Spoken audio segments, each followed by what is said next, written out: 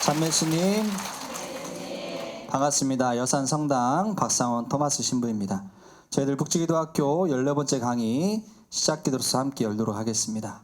성부와 성자와 성령의 이름으로 복되신 성모님의 묵주는 저희를 하느님께 묶어주는 아름다운 사슬이며 저희를 천사들과 결합시켜주는 사랑의 끈입니다. 묵주기도는 지옥의 공격을 물리치는 구원의 보루이며 모든 난파선이 찾는 안전한 항구입니다. 저희는 묵주기도를 결코 멈추지 않겠습니다. 죽음의 순간의 묵주는 저희에게 위안이 될 것입니다. 삶을 마치며 묵주에다 마지막 입맞춤을 할 것입니다. 묵주에 모으신 성모님, 저희는 마지막 순간까지 감미로우신 성모님의 이름을 부를 것입니다. 사랑하는 우리 어머니, 죄인들의 피난처, 슬퍼하는 이들의 위로자이신 성모님, 오늘도 영원토록 하늘 땅 어디에서나 찬미 받으소서. 아멘. 성부와 성자와 성령의 이름으로 아멘. 한 주간 잘 보내셨습니까? 네. 오늘 묵주기도학교 여러분들 같이 시작을 하는데 앞에 조그마한 성상이 있죠. 손에 아이가 이렇게 누워져 있는 장면을 보게 됩니다. 하느님의 손 안에 신생아처럼 아이가 편안히 쉬고 있는 모습인데, 제가 어디 피정을 갔을 때 거기 피정지도 신부님이 이렇게 아이가 손에 잠들어 있는 모습의 어떤 성상을 여러 개를 가져오셔서 그 성상을 직접 만져보고 또 그 성상을 직접 바라보면서 기도하도록 했는데, 그때 저희에게 무엇을 말씀하시도록 했느냐, 이 말씀 곧 보라 나는 너를 내 손바닥에 새겼고 너의 성병은 늘 내 앞에 서 있다 라는 이 말씀, 손바닥에 새기듯이 손바닥 안에 잠들어 있는 아이의 모습, 바로 우리들의 모습을 묵상하라고 보여주셨어요. 그리고 참으로 내가 너를 구원하시오니 두려워하지 말라고, 곧 내가 너를 지명하여 불렀으니 너는 나의 것이다, 나의 사람이라는 그 의미를 저희들이 잊지 않고 늘 하느님의 사람으로 살 수 있도록. 근데 너는 내 것이다 라는 이 말씀은 제 서품 선구이기도 했어요. 너는 내 사람이다, 당시 번역에는 너는 내 사람이다 했는데, 하느님의 목소리에 저희들이 응답하는 거, 그리고 저희들이 하느님께서 나를 나의 것으로, 당신의 것으로 삼아주신 것처럼 저도 저의 하느님, 저희 주님, 저의 하느님하고 고백할 수 있는 그 마음을 가지도록 했습니다. 근데 신부님이 그때 비전기도 하면서 무엇을 부탁하시느냐, 이 성상을 이렇게 직접 만지면서 이렇게 뭐 여러 가지로 다양하게 해보라고 해요. 그러면서 편지를 쓰라고 부탁하셨어요. 편지를 곧 아빠 하느님께 사랑하는 아빠에게라는 말로 시작하도록 편지를 쓰도록 했어요. 사실 사랑하는 아빠에란 말이 제가 이 나이에 다시 그 표현을 하려니까, 근데 아빠 하느님이시잖아요. 굉장히 친근한 표현인데 왜 이렇게 어색하게 느껴질까 생각이 들었었거든요. 여튼 신부님이 쓰라고 했으니까 편지를 썼는데, 지금 제 처지 같더라고요. 이렇게 쉬고 싶다는 마음이 드러난 처지요. 내가 지금 쉬고 있다는 것이 아니라 이렇게 쉬고 싶다는 마음의 처지. 그래서 편지를 그때 썼는데 참 내 자신을 다시 한번 돌아볼 수 있는 굉장히 은총의 시간이었던 것 같아요.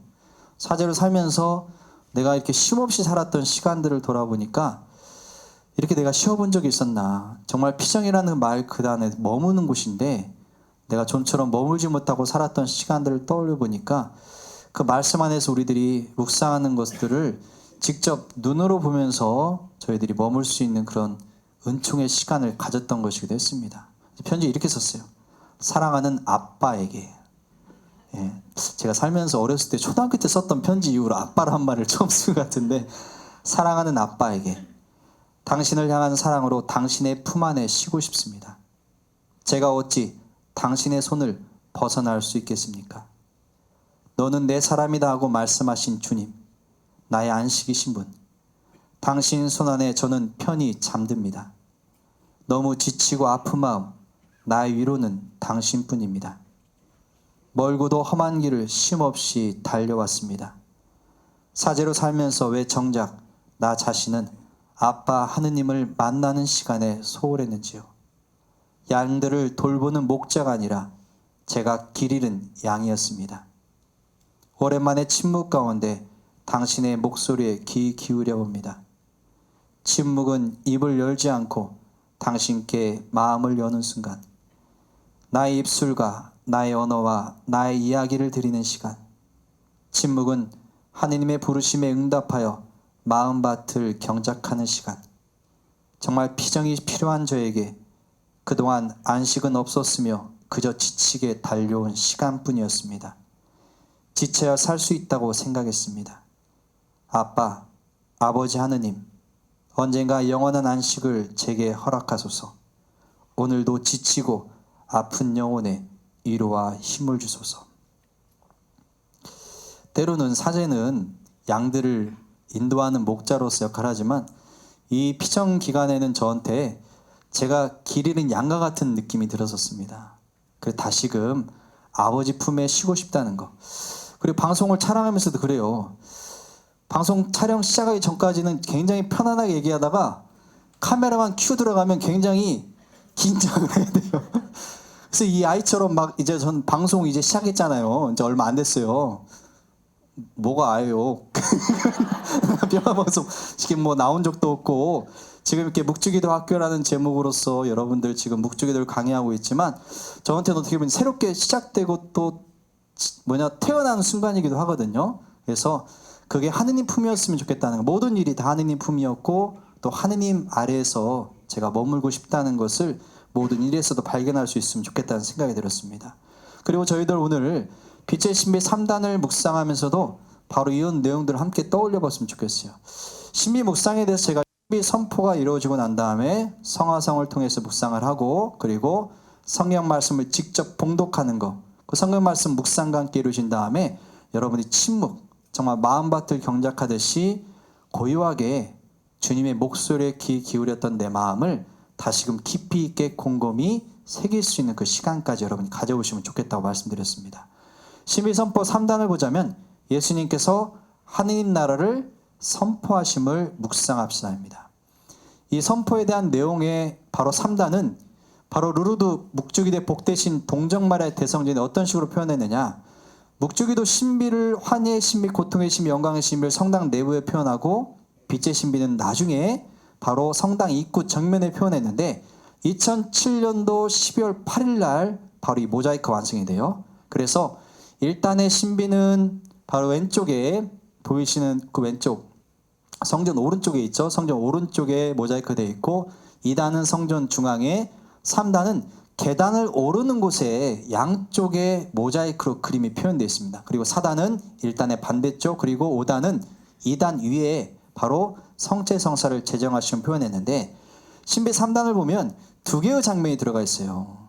두 개의 장면이 들어가 있는데 부활하신 예수님께서 제자들에게 나타나시는 장면과 함께 바로 예수님께서 들것을 들고 왔던 병자, 중풍병자를 치유해 주신 장면을 바로 묵주기도 빛의 신비 3단의 내용으로 표현을 하고 있습니다.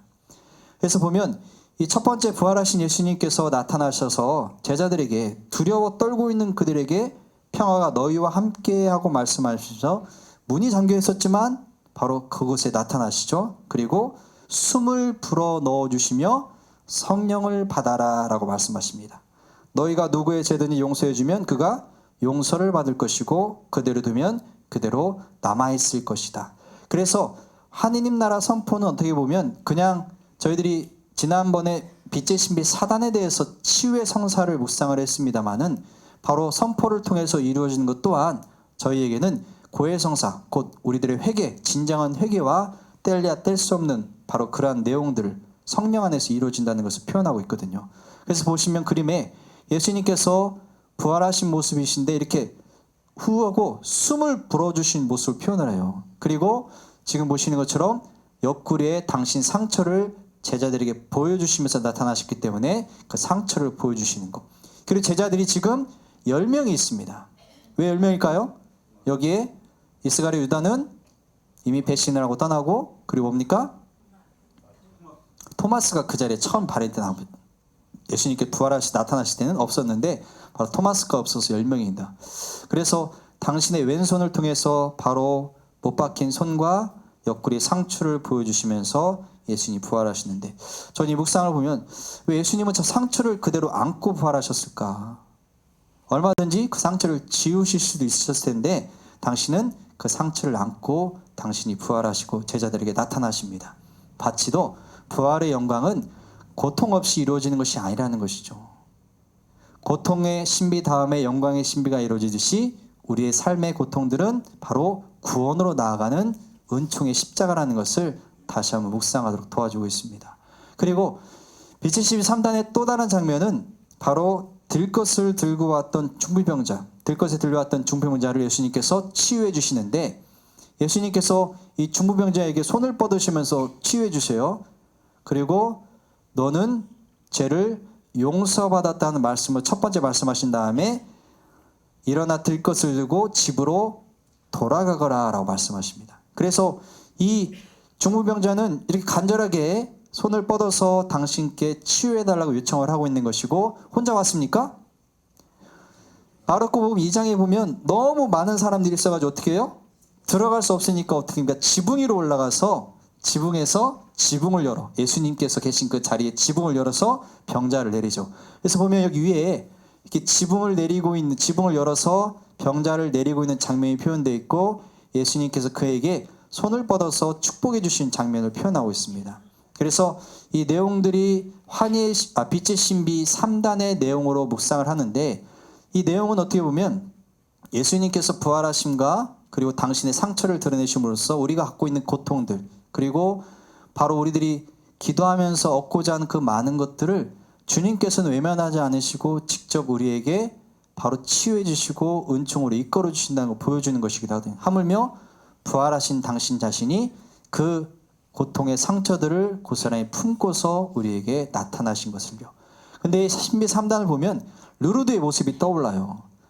지난 시간에 루르드 말씀을 드렸습니다마는 루르드 장면을 보면 이런 곳이 굉장히 많이 있습니다. 이 모습을 볼 수 있는 게 뭐냐? 그곳에서 성모님께서 물을 마시고 몸을 씻으라 하셨잖아요. 바로 물을 마신다는 것은 영적인 치유가 일어나는 행위라고 볼 수 있습니다.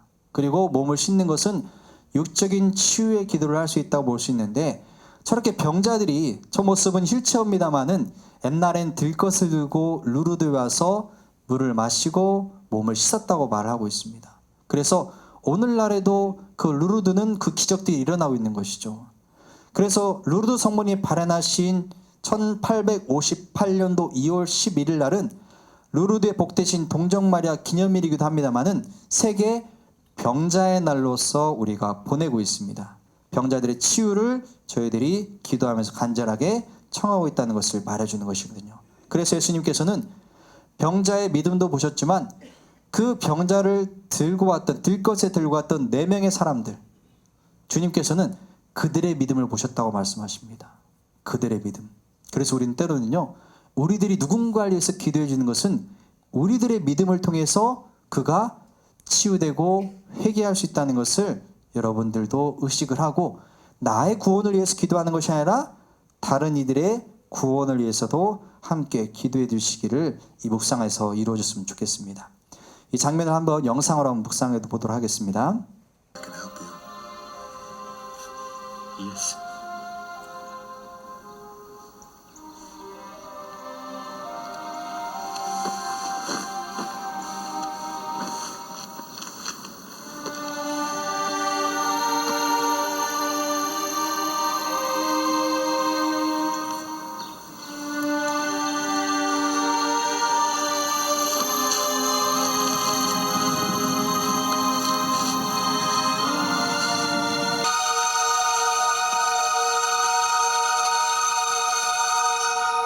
Rise up and walk.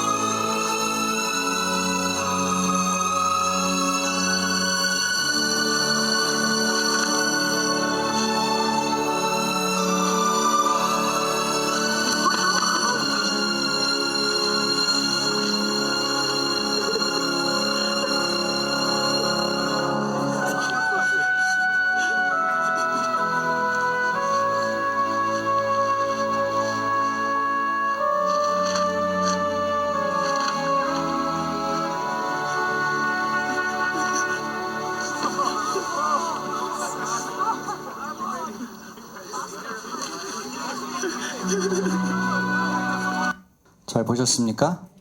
뭐 딱 맞아 떨어지는 영상을 찾긴 힘들어요. 제가 직접 제작을 할 수도 없고 그래서 이제 저희들이 주어진 환경에서 지금 여러분들 묵상하는 데 도움을 드리기 위해서 영상을 좀 같이 그런 비슷한 장면을 표현을 했습니다.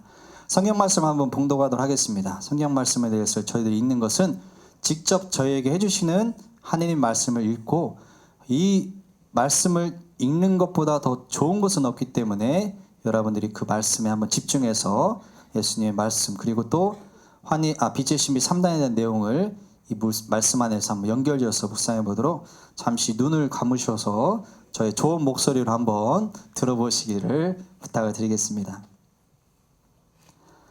요한이 잡힌 뒤에 예수님께서는 갈릴레아에 가시어 하느님의 복음을 선포하시며 이렇게 말씀하셨다.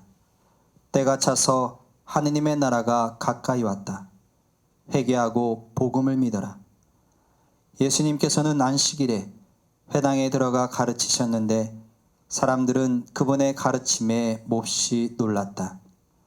그분께서 율법학자들과 달리 권위를 가지고 가르치셨기 때문이다. 예수님께서는 안식일에 회당에 들어가 가르치셨는데 사람들은 그분의 가르침에 몹시 놀랐다. 그분께서 율법학자들과 달리 권위를 가지고 가르치셨기 때문이다. 이게 어찌 된 일이냐? 새롭고 권위 있는 가르침이다. 저희가 더러운 영들에게 명령하니 그것들도 복종하는구나 하며 서로 물어보았다. 예수님께서는 갖가지 질병을 앓는 많은 사람을 고쳐주시고 많은 마귀를 쫓아내셨다. 예수님께서는 더 이상 드러나게 고을로 들어가지 못하시고 바깥 외딴 곳에 머무르셨다. 많은 세리와 죄인도 예수님과 그분의 제자들과 자리를 함께하였다. 예수님께서 그들에게 말씀하셨다. 건강한 이들에게는 의사가 필요하지 않으나 병든 이들에게는 필요하다. 나는 의인이 아니라 죄인을 부르러 왔다. 예수님께서 산에 오르신 다음 당신께서 원하시는 이들을 가까이 부르시니 그들이 그분께 나왔다. 그분께서는 12를 세우시고 그들을 사도라 이름하셨다. 그들을 당신과 함께 지내게 하셨다. 당신 주위에 앉은 사람들을 둘러보시며 이르셨다. 하느님의 뜻을 실행하는 사람이 바로 내 형제요 누이요 어머니다. 예수님께서 다시 호숫가에서 가르치기 시작하셨다. 예수님께서 그들에게 많은 것을 비유로 가르치셨다. 눈을 뜨시기 바랍니다. 저희들 말씀을 직접 들었는데 여러분들 전래 시기를 연결시킨다면 오늘은 제가 연중 제33주일, 여러분 연중 제33주일 우리가 무슨 날을 보냈습니까? 세계 가난한 이의 날을 보냈어요. 이 세계 가난한 이의 날은 2017년도부터 시작됐습니다. 사실 2016년도 11월 바로 그때 프란시스코 교황님께서 자비의 특별 희년을 마칠 때 연중 33주일, 예수님 돌아가신 나이가 33이죠. 바로 그걸 맞춰가지고 바로 33주일 날 저희들이 세계 가난한 이의 날을 선포하도록 했는데 이 내용들 말씀드리겠지만 바로 그 내용을 보면 본기도부터 해서 바로 우리가 주님만을 바라보면서 주님의 사랑을 실천하며 살 수 있도록 주님께서 바라보신 사람이 누구였는지를 우리가 알게 되면 또한 우리가 사랑을 실천한 바로 대상이 누구인지를 또 알 수 있게 되거든요.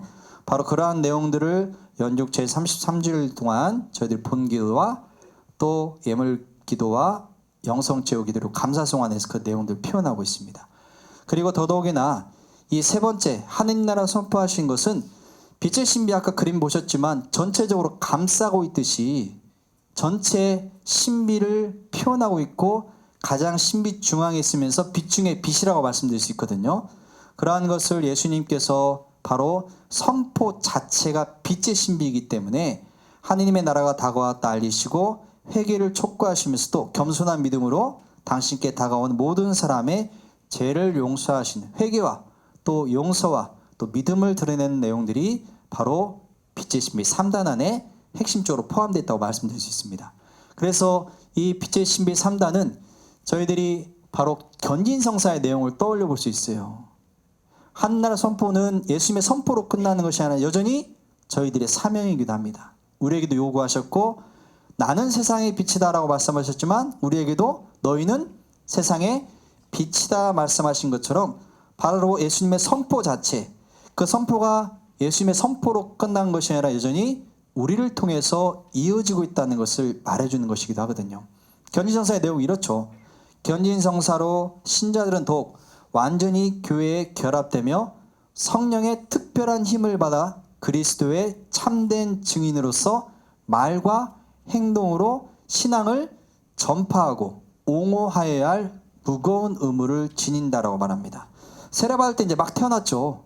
하지만 나는 견진 안에서 뭡니까? 이제는 성숙한 신앙, 곧 다른 이들에게도 내 신앙을 증거하고 고백할 수 있는 바로 그리스도인을 살도록 초대받았다고 말씀드릴 수 있는 것이거든요. 그래서 예수님의 첫 번째 선포, 때가 차서 하느님의 나라가 가까이 왔다, 회개하고 복음을 믿어라 라는 이 말씀. 예수님의 일상은 바로 빛의 신비 3단 안에 녹여져 있다고 볼 수 있는데 첫 번째로 예수님께서 늘 가르치셨다는 것이죠. 회당에서 가르치고 그 회당에서 가르침은 권위를 가지고 가르치셨기 때문에 그 말씀을 듣는 이들이 굉장히 놀라워하고 있습니다. 그리고 가르침으로 끝나는 것이 또 뭡니까? 마귀를 쫓아내셨다는 것. 그래서 그 회당에 더러운 영이 들리는 사람도 예수님의 꾸짖음을 통해서 그 더러운 영이 쫓겨나죠. 그때 사람들은 그러한 구마의 모습을 보면서 뭐라고 하느냐? 권위 있는 가르침이라고 합니다. 새롭고 정말 권위 있게 당신의 힘, 곧 하느님의 나라가 도래했음, 곧 하느님 나라 자체이신 예수님께서 말씀 선포와 또 구마를 통해서 그 가운데, 세상 가운데 하느님의 나라를 드러내 주신 것이거든요. 그리고 또 뭡니까? 치유해 주셨다는 것입니다. 치유. 그냥 병자들을 외면하신 것이 아니라 항상 병자들을 치유해 주시고 또 갖가지 질병을 앓는 사람들을 고쳐주시면서 마귀를 함께 쫓아내 주십니다. 서로 연결이 돼요. 가르침이 구마랑 연결되고 구마가 치유와 연결되고 또 치유는 또 무엇으로 이루어지느냐? 기도로서 연결됩니다. 항상 예수님께서는 새벽녘에 외딴 곳에 가셔서 바로 그곳에서 기도하셨다는 것까지. 그래서 가르침과 구마와 치유와 기도가 그리스도의 일상, 곧 하루에 바로 하시는 일들이라고 볼 수 있는데 복음 선포의 핵심이면서 공생활 동안 바로 예수님께서 보여주신 장면입니다. 근데 이것을 어떤 한정된 장소라든지 당신이 딱 기다리시고 사람들이 알아서 오는 것이 아니라 어떻게 합니까? 온 갈릴레아를 두루 다니시면서 전도 여행을 다니셨다는 것이죠. 찾아다니신 것입니다. 머무신 것이 아니라 찾아다니시는 길 잃은 양들을 찾아 나서신 그리스도의 모습을 표현하여 주고 있는 것이거든요. 여러분이 마르코 복음서 1장 1절을 보면 이 복음서의 시작이 이렇습니다. 하느님의 아드님 예수 그리스도의 복음의 시작하고 말하고 있는데 저희들이 복음서를 읽는 이유예요. 우리가 믿는 분이 누구이시냐? 누구십니까? 예수님이시죠. 그 예수님께는 누구십니까? 하느님의 아드님이시라는 것입니다. 근데 그 예수님 또 누구시라는 것입니까? 그리스도이시라는 것이거든요. 우리의 구세주, 구원자이신 주님. 그 주님에 대한 이야기를 우리가 듣는 것이고 주님께서 하신 일들 우리가 바라보고 묵상하는, 그리고 당신의 말씀을 들으면서 우리가 곰곰이 그 뜻을 헤아리면서 내가 나의 것으로 받아들이고 끝나는 것이 아니라 다른 이들에게 전할 수 있는 신앙, 그게 우리 그리스도인들의 신앙이라는 것을 말해주는 것이기도 합니다. 여러분, 이 얼굴, 지난주에 여러분들 이 얼굴 보여드렸는데 빛의 신비 사단하면서 바로 저 얼굴 누구라고 했습니까? 예수님. 어떤 예수님? 거룩하게 변마신 예수님이라고 말씀드렸는데 이 예수님의 얼굴 우리가 언제 봤었어요? 신앙의 해 2012년도에 여러분이 신앙의 해라는 걸 보내면서 바로 예수님의 얼굴을 보았다고 했습니다. 신앙의 해를 우리가 보냈던 것은 제2차 바티칸 공의회가 개막된 지 50년이 된 것을 기념하기 위해서 우리가 신앙의 해를 보냈었어요. 자, 그러면 개막이 있으면 뭐가 또 있어야겠어요? 폐막이 있죠. 폐막이 뭐였느냐? 바로 자비의 특별 희년을 보낸 것이 저희들이 제2차 바티칸 공의회를 마친 지 몇 년? 50년이 된 것을 기념해서 저희들이 신앙회와 자비의 특별 희년을 보냈던 것입니다. 근데 신앙회는 그냥 신앙회고 자비의 특별 희년은 뭐가 붙어 있습니까? 희년이란 말이 붙어 있어요. 그러면 신앙회하고 희년 말이 붙어있니 해라고 희년이란 말 표현하고 딱 연결되어 있는 걸 보면 어떤 걸 더 비중을 두고 의미 있게 생각할 수 있을까요? 바로 희년이란 말이 들어간 바로 그 해가 더 깊이 있게 어떻게 보면 더 특별하게 기억하면서 신앙회는 어떻게 보면 시작했던 중요한 해이면서도 우리가 또 그 시작이 문을 열었기 때문에 가능했던 것이니까. 근데 그 시작으로 끝나는 것이 아니라 열매 맺는 시간들이 우리들이 자비의 특별 희년을 통해서 주어진 이름이라 볼 수 있는데, 자비의 특별 희년이란 말은요 고대 히브리 전통에서 50년마다 한 번씩 지내던 것이 바로 희년이었어요. 그래서 7년째 되는 해를 안식년이라고 보냈었죠. 7년째 되는 해 곱하기 7번을 하면 7, 7에 49죠. 그리고 나서 그 다음엔 50년째 되는 해를 바로 히브리인들은 희년을 선포하면서 모든 이들에게 해방을 선포합니다. 그리고 혹시 빼앗겼거나 혹은 누군가에게 어떻게 보면 점이 됐던 그런 것들을 다시금 돌려주면서 재산을 잃고 인격마저 자유마저 상실한 사람들에게 다시금 그걸 회복시킬 수 있는 은총의 해였던 것이죠.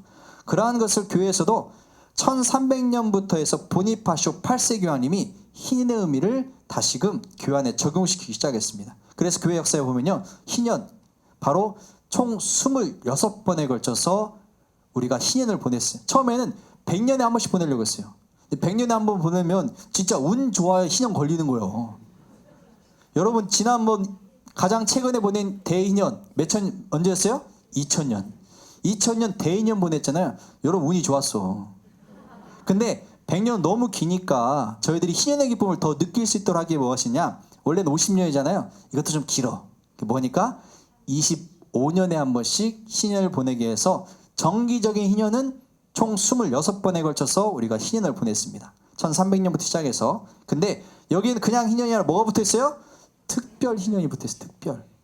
특별이란 말 안에서 뭘 표현하느냐, 그냥 정기적으로 보내는 희년이 아니라 특별한 기억을 통해서 우리가 의미를 가질 수 있도록. 그 특별한 기억은 무엇이냐, 바로 제2차 바티칸 공회의를 마친 지 50년이 되는 것을 기념을 해서 여러분들이 그래서 자비의 특별 희년을 보냈습니다. 그 자비라는 의미를 프란스 교황님께서 특별하게 이 희년을 사는 이들에게 이러한 그리스도인의 삶의 자세들이 요청된다는 것을 자비란 말 안에서 표현하고 있거든요. 그래서 여러분 자비의 문을 열고 또 여러분들이 그 당시에 자비의 육체적 활동, 영적인 활동을 실천을 하고 그리고 자비의 선교사들이 파견되고 주님을 위한 24시간을 우리가 보내면서 희년을 기념하고 기억했었는데, 이 자비의 육체적 활동, 영적 활동을 특별히 강조를 했어요. 자비의 육체적 활동이 무엇이냐면요, 배고픈 이들에게 먹을 것을 주라는 것입니다. 목마른 이에게 마실 것을 주고 헐벗은 이들에게 입을 것을 주며 나그네 된 이들을 따뜻이 맞이하고 병든 이들을 돌봐주는 것, 그리고 감옥에 있는 이들을 찾아가 주며 죽은 이들을 묻어주는 것이 바로 자비의 육체적 활동이라고 말하고 있는데, 많이 들어보셨죠? 이 내용은 뭐냐? 마태복음 25장에 나와 있는 최후의 심판의 내용이에요.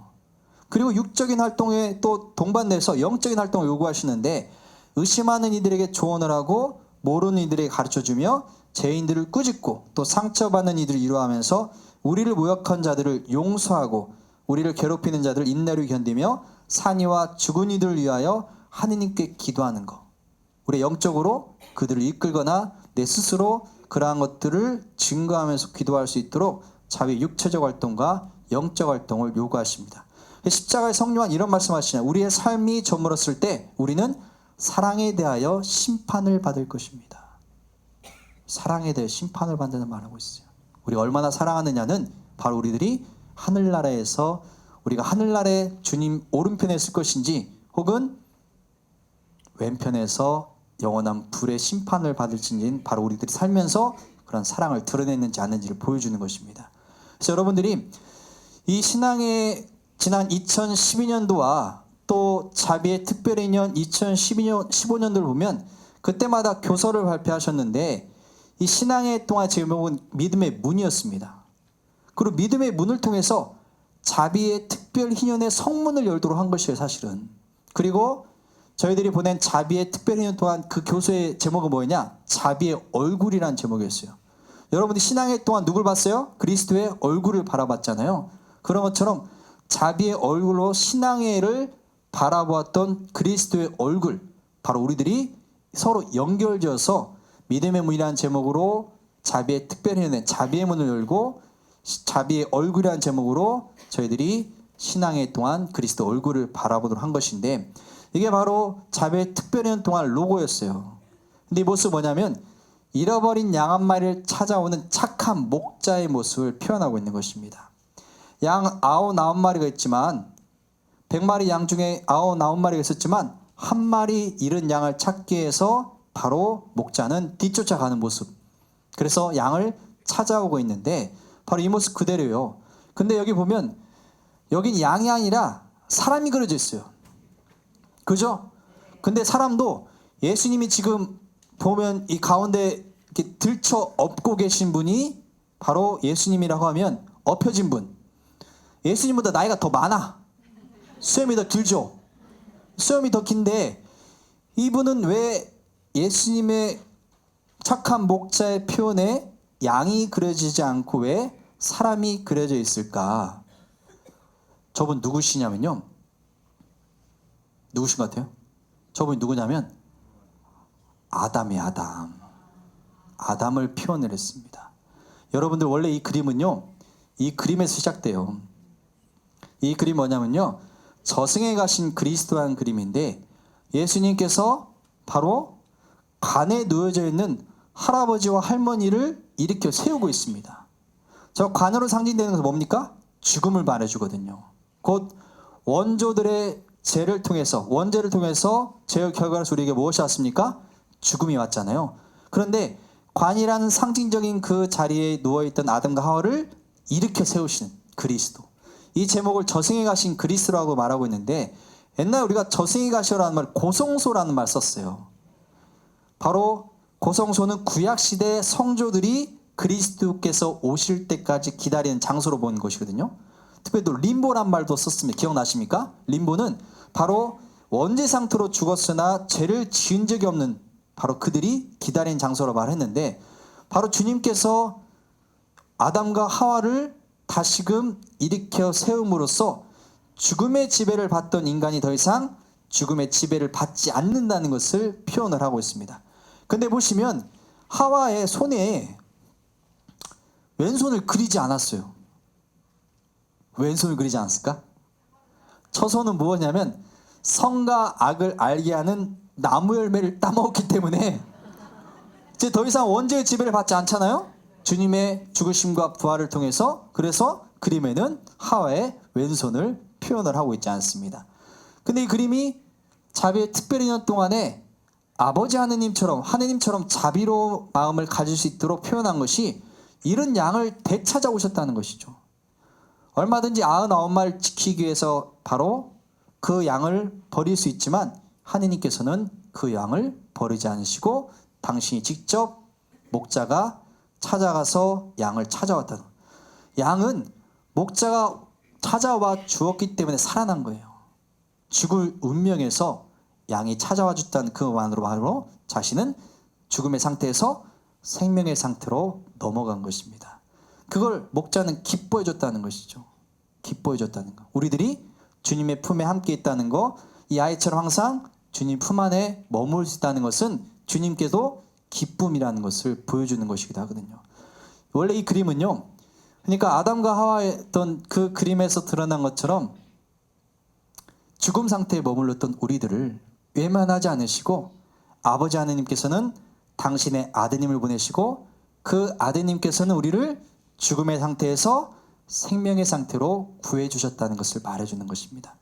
원래 그림은요, 2006년도에 이탈리아 베로나에 있는 수도원에 그려져 있던 그림이었어요. 그래서 이 그림의 원본이 이렇습니다. 근데 보면 원래 그림하고 좀 다른 것이 오른쪽에 여인이 있죠? 예, 아담이 저렇게 들쳐엎어져 있다면 바로 저렇게 여인의 모습은 누굽니까? 하와가 예수님의 손을 붙잡고 그 죽음의 구렁텅이에서 빠져나오고 있습니다.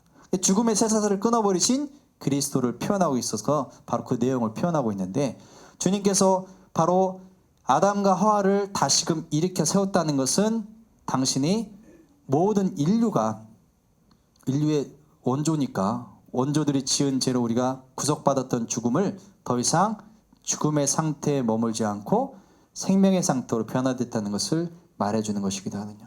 근데 이 그림이 모자이크로 그렸을 때하고 다시금 2015년도 자베 특별인연의 내용으로 바뀌었을 때 약간 변화가 생겼습니다. 아담과 그리스도께서 서로를 바라보는 모습에서 어떻게 됩니까? 눈이 어떻게 돼요? 변화돼요. 제가 이것을 우리 본당 신자들한테 보여주면서 뭐가 좀 바뀌셨습니까? 뭐 바뀐 거 좀 찾을 수 있어요? 그랬더니 옆에 있는 할머니가 그러는 거예요. 할머니가 뭐라고 하냐, 신부님 눈깔이 3개네요 그러는 거예요. 이 방송 안 되는 노래였네. 근데 깜짝 놀랐어요. 저도 미사 중에 강론하고 있는데 그렇게 말씀에 너무 놀랐었는데, 서로 바라보던 시선에서 이제는 함께 바라보는 것으로 바뀐 것이거든요. 그래서 그렇게 말을 하시길래 좀 놀랍기도 했습니다만은, 아담과 그리스도께서 서로, 모든 사람들과 또 그리스도께서 서로를 바라보는 눈에서 이제는 함께 바라본 시선으로 변화되는데, 여긴 스페인에 어떤 하는 성당이었습니다. 제가 성당을 갔는데 여기에 성당에 보면 성당 제대에 세바스찬 성인이 있어요. 세바스찬 성인께서 무엇이냐면, 이분은 로마 군인이었지만 로마 황제 박해를 통해서 순교당하셨는데 화살에 관역으로 삼겨져서 화살에 맞아 돌아가십니다. 근데 이분이 돌아가실 때까지 끝까지 바라본 곳은 어디입니까? 하늘이 하늘. 하느님만을 바라보면서 죽음의 순간까지 그 자리에서 기꺼이 순교, 곧 당신의 목숨을 바치며 신앙을 증거하셨는데, 이 성상이 있는 그 자리 옆을 보니까요, 이런 성상이 있었어요. 저렇게 지금 무언가를 향해서 창을 겨누고 있는 저 천사 누굽니까? 미카엘 천사예요. 미카엘. 그럼 저렇게 제압당하고 있는 바로 저 대상은 누구냐면 사탄이거든. 사탄을 제압하고 있는 모습으로 미카엘 대천사가 표현되어 있는데, 미카엘 대천사의 기도를 보면 바로 그 기도 내용이 사탄의 악의와 관계에 대한 저희의 보호자가 되려고 천사님께 부탁을 합니다. 미카엘 대천사에게 부탁을 하고, 영혼을 멸망시키기가 세상을 떠돌아다니는 사탄과 모든 악령을 어디로? 지옥으로 쫓아버리소서 하면서 바로 사탄을 제압하시는 바로 천사의 모습을 표현하고 있는데, 제가 이걸 보여드리는 것은 놀라운 것이, 아까 세바스찬 성인하고 너무 비교되는 것이, 미카엘 대천사가요 사탄을 제압하는데 눈을 찌르고 있어요. 근데 참 비유되는 것이, 세바스찬 성인님께서 죽는 순간까지 바라봤던 하느님을 바라본 것이죠. 그리고 저렇게 눈이 찔린 상태로 감히 네가 하느님을 바라봐. 우리는 때로는 하느님을 향해서 정말 주님께서 바라봤던 시선을 저도 똑같이 바라보는 것이거든요. 그 양처럼 잃어버린 상태에서 바로 주님이 찾아주지 않았다면 우리는 일생 하느님을 못 만나고 살 수도 있을지 몰라요. 그런데 우리를 찾아와 주신 주님, 우리를 뭐 하시려고? 구하시기 위해서, 구원해 주시기에 찾아오신 주님이시거든요. 그래서 여러분들, 눈부처란 말 아세요? 눈부처란 말은 무슨 말이냐면, 여러분 서로 옆에 있는 분 눈을 한번 바라봐 주시기 바랍니다. 서로 상대의 눈을 한번 보세요. 네. 눈을 보라고, 눈을. 뭐 눈곱을 보고 있어. 뭐 떼주고 있네 지금. 여러분들 서로 상대의 눈을 보면 상대의 눈 속에 비친 내 모습을 눈부처라 말써요. 서로를 바라봐야 하는 것입니다. 제가 이 성당에서 좀 놀란 것이, 그런 눈을 묵상하도록 도와줬는데 맨 위에 성당 그 제단 맨 위에 저렇게 삼각형 안으로 되어 있는 하느님을 상징하는 그 표현 안에 눈이 그려져 있어요. 하느님의 눈. 하느님의 눈부처는 누굽니까? 바로 우리들이거든요. 우리들도 어떻게 해요? 하느님이 우리를 바라봐 주시는데 우리는 하느님을 외면하며 살 것입니까? 우리도 하느님, 곧 우리 눈 안에도 하느님을 닮을 수 있어야죠. 그게 우리에게는 하느님의 눈부처가 우리라면 우리들의 눈부처가 바로 하느님, 그리고 그분을 눈으로 직접 보고 또 눈으로 직접 담을 수 있는 바로 예수님께서 우리 곁으로 오셨다는 것이죠. 그래서 자비의 특별한 년은 그러한 눈부처를 세상 가운데서도 저희들이 가질 수 있도록 내 시선 안에 내가 바라보는 대상이 누구인지를 바로 자비 안에서 바라보는 것입니다. 그러한 대상들은 누구냐? 바로 아홉시 성인께서 말하는 것처럼 예수님의 첫 번째 복음의 선포의 대상도 가난한 이들이었거든요. 그런 것처럼 가난한 이들을 항상 돌보고 또 그들에게 자비를 베푸는 마음이 자비의 특별한 행을 보내면서 우리들이 세계 가난한 이의 날을 기억하면서 매일같이 주님 안에 보물 창고로 우리를 세우듯이 곧 그들은 우리에게 구원으로 가는 심부름꾼 역할을 한다는 말을 쓰고 있습니다. 내가 너희를 위하여 보잘것없는 가난한 사람들을 세상에 둔 것은 너희들의 선행을 나의 보물 창고로 가져올 심부름꾼으로 그들을 세워둔 것이라고 말하고 있거든요. 프란스 교황님의 로고를 보면 이 글씨가 써있어요. 미세란도 학교 엘레젠도, 자비로이 부르셨다는 말이거든요. 뽑아 세우셨다는 말. 자비란 말을 교황님께서는 일생을 묵상을 하면서 하신 것 같아요. 그래서 자비의 특별 인연을 보낼 때도 무슨 말씀하셨느냐, 아까 배라는 그 신앙회를 표현하는 그 내용들을 지난 시간을 통해서 말씀드렸잖아요. 근데 교회가 있는 모든 것이 특히 우리 본당과 공동체가 무관심의 바다 한가운데 있는 자비의 섬이 되기를 간절히 바랍니다 라고 말했거든요. 자비의 섬, 우리들이 그 역할을 한다는 것이죠. 자비로운 사람이 된다는 것은 아버지 하나님께 자비로운 것처럼 우리도 자비로운 이가 되어야 한다는 것을 강조해 주신 것이기도 합니다. 그래서 주님께서 희년을 선포했던 그 자리에 뭐라고 말씀하셨느냐, 주님께서 나의 기름을 부어주시니 주님의 영이 내 위에 내리셨다. 주님께서 나를 보내셔 가난한 이들에게 기쁜 소식을 전하도록 하신 거. 희년의 첫 번째 그 대상이 뭡니까? 가난한 이들이었거든요. 우리들도 또한 정말 하나님 나라 선포하심으로 우리가 전하신 것은 영적인 가난뿐만 아니라 육적인 가난, 참으로 가난한 이들을 돌보며 사는 것이 바로 하느님 선포의 중심이었고, 우리들 그러한 마음으로 다른 이들을 돌보고 함께하는 것, 그게 바로 우리 신앙 가운데 견진성사의 의미를 더 구체적으로 드러내는 그 내용이라는 것을 기억하시면서 오늘 저희들 빛의 신비 3단의 내용을 강의를 통해서 여러분들 묵상해 보실 시간 가져보시면 좋겠습니다. 그 내용을 정리하면서 제가 묵상글을 통해서 여러분들 예수님께서 하느님 나라 선포하심을 묵상하는 내용들을 마무리하도록 하겠습니다. 글을 좀 읽어드리겠습니다. 빛의 신비 3단은 공생활의 본격적인 활동을 드러내십니다. 다른 신비들이 구체적인 사건을 묵상하고 있다면 세 번째 단은 예수님의 모든 활동을 포함하고 있습니다. 갈릴리아에서 시작되어 어둠 속에 앉아있는 백성이 큰 빛을 보게 됩니다. 때가 차서 하느님의 나라가 가까이 왔다. 회개하고 복음을 믿어라.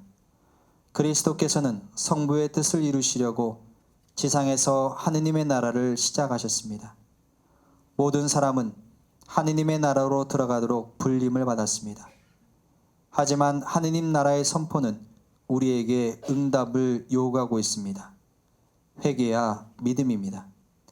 죄인을 부르시는 주님께서는 하느님의 나라에 들어가기 위해 꼭 필요한 회개를 호소하십니다. 잃었던 양 한 마리를 찾은 착한 목자는 회개하는 죄인 한 사람 때문에 더 기뻐합니다. 죄를 용서해 주시려고 당신의 목숨까지 내어놓으시는 주님이십니다.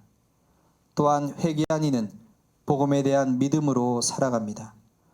예수님께서는 사람들을 굶주림, 불의, 병과 죽음 등 현세의 불행에서 해방시키심으로써 메시아의 표징을 보여주십니다. 하지만 세상의 모든 불행을 없애기 위하여 오신 것이 아니라 죄에서 인간을 해방시키기 위하여 오십니다. 회개와 믿음은 빛의 신비를 묵상하며 사는 이들의 모습입니다. 그리스도의 하느님 나라 선포는 오늘날 그리스도인의 선포 사명으로 이어집니다. 세례성사를 통해 새로운 생명으로 태어난 신자들은 견진성사로 굳건하게 됩니다. 그리스도인은 견진성사로 더욱 완전히 교회에 결합되며 성령의 특별한 힘을 받아 그리스도의 참된 증인으로서 말과 행동으로 신앙을 전파하고 옹호하여야 할 더 무거운 의무를 지니게 됩니다. 하느님의 나라를 선포하는 이들은 그리스도의 이름을 용감히 고백하고 십자가를 부끄럽게 여기지 않습니다. 우리의 약함에도 불구하고 그분의 사랑을 믿을 때 주님께서는 우리를 통하여 위대한 일들을 이루십니다. 오늘 강의 잘 들으셨습니까? 마지막 마침 기도로서 묵주기도 학교 14번째 강의를 마치도록 하겠습니다. 성부와 성자와 성령의 이름으로. 묵주의 모으신 성모님, 성령으로 말미암아 구원의 첫 전달자가 되셨으니 당신께서 가신 길은 예수님께 인도되는 생명의 길입니다. 아드님께서는 십자가 위에서 하느님의 어머니를 우리의 어머니가 되게 하시고 당신께서는 사랑하는 자녀들에게 묵주를 손에 들고 기도하라 요청하십니다. 세상의 평화와 영혼들의 회개를 위하여 저희는 오늘도 묵주 기도를 바치며 영원한 구원의 기도를 드리옵니다. 믿는 이들의 모범이시며 겸손한 이들의 희망, 사랑하는 우리 어머니, 저희를 위하여 빌어주소서. 아멘. 성부와 성자와 성령의 이름으로. 아멘. 감사합니다.